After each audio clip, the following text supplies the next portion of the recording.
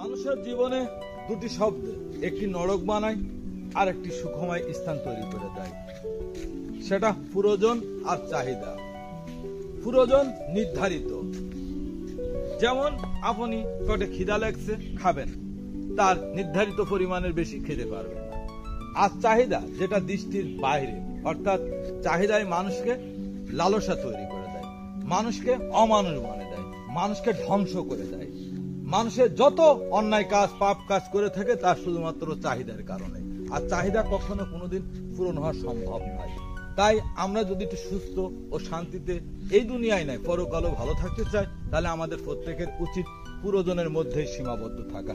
যেহেতু প্রয়োজন নির্ধারিত, দৈনন্দিন মুহূর্তে মুহূর্তে আমাদের প্রয়োজনটা খুব স্বাভাবিক অল্পের ফাঁদে মিটে যাবে। আমরা যদি শুধু প্রয়োজনের মধ্যে আমাদের সীমাবদ্ধ রাখি, তাহলে আমাদের এখন বর্তমান বাজারে ৩-৪ জন লোকের সংসার জীবনযাপন যদি খাওয়ার জন্য বাঁচি না, বাঁচার জন্য খায়, তাহলে ২৫০ টাকায় আমার ব্যক্তিগত মতামত হয়ে যাওয়া সম্ভব। কিন্তু যদি খাওয়ার জন্য বাঁচেন, তাহলে কোটি কোটি টাকা দিলেও আর সম্ভব না। অর্থাৎ সেই চাহিদা। আমরা যেমন বিভিন্ন রেস্টুরেন্টে এখন খাই, কি খাই? পরিবেশ খাই। আমরা আসলে খাবার খেতে যাই না।